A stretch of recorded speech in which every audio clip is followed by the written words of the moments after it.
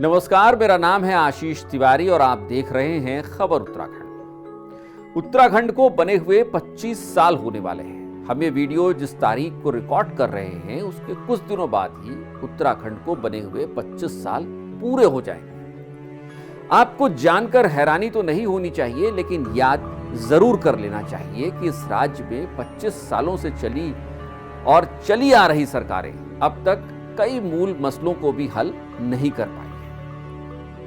उत्तराखंड में मूल निवास का मसला भी ऐसा ही एक मसला है। इस मसले पर सरकारें अपना टाइम पास करती रही। हालात ये हैं कि राज्य निर्माण के 25 साल बाद भी इस उलझन को सुलझा पाना मुश्किल है। उत्तराखंड में मूल निवास का मुद्दा एक राजनीतिक, सामाजिक और संवैधानिक रूप से संवेदनशील मुद्दा है।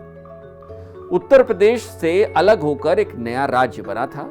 राज्य के गठन का मुख्य उद्देश्य पर्वतीय क्षेत्रों की विशिष्ट भौगोलिक, सांस्कृतिक और आर्थिक परिस्थितियों के अनुरूप विकास करना था। लेकिन राज्य बनने के बाद यह प्रश्न उठने लगा कि कौन सा व्यक्ति वास्तव में उत्तराखंड का मूल निवासी यानी यहां का नेटिव है। अब इसे लेकर अब तक की सरकारों ने क्या क्या किया, क्यों नहीं मूल निवास का मसला सुलझ पाया, ये आपको इस वीडियो में तफसील से बता पाना थोड़ा मुश्किल है। अगर आपको लगता है कि हमें इस मसले पर एक अलग से वीडियो बनाना चाहिए तो आप हमें कमेंट करके बता सकते हैं। आपके अगर अधिक से अधिक कमेंट आए तो हम इस मसले पर पक्का एक अलग से वीडियो जरूर बनाएंगे। लौटते हैं अपने मसले पर।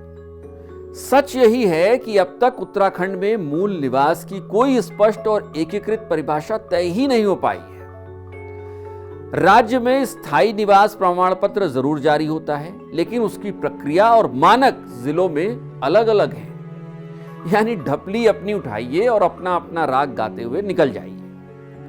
राज्य निर्माण की रजत जयंती वर्ष के मौके पर जब राज्य की विधानसभा में इस मसले पर चर्चा शुरू हुई तो लगा कि मसला मसाइल कुछ तो हल हो जाएगा, मुद्दा कहीं तो सुलझेगा, कोई कट ऑफ डेट तय तो हो जाएगी, कोई तरकीब निकाली जाएगी जो ये तय कर देगी कि आखिर उत्तराखंड का मूल निवासी है कौन। लेकिन विधानसभा में जो कुछ भी हुआ उसे देखकर यही लगता है कि मूल निवास की लड़ाई भटकी और अटकी कहां है। पहाड़ और मैदान के बीच उत्तराखंड की पहचान, संसाधनों और रोजगार पर बात क्यों नहीं हो पा रही है।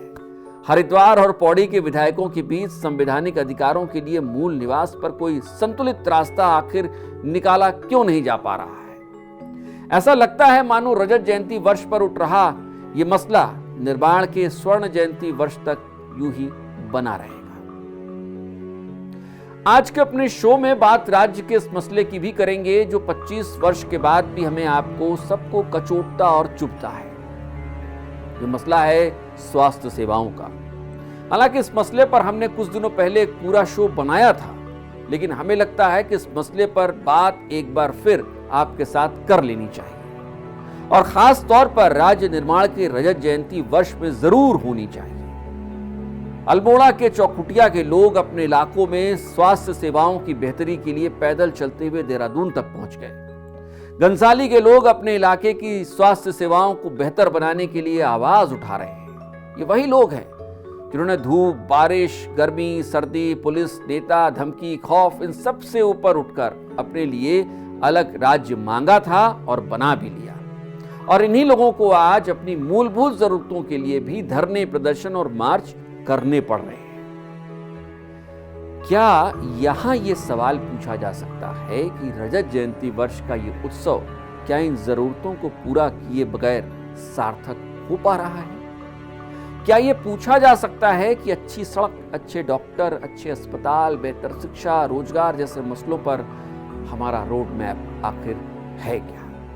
क्या लगता है आपको? क्या सरकारों के पास इन सवालों के जवाब होते हैं या होंगे? कमेंट करके हमें जरूर बताइएगा। और चलते चलते अगर चैनल को आपने सब्सक्राइब नहीं किया है तो चैनल को सब्सक्राइब करना और बेल आइकन दबाना बिल्कुल मत भूलिएगा। नमस्कार।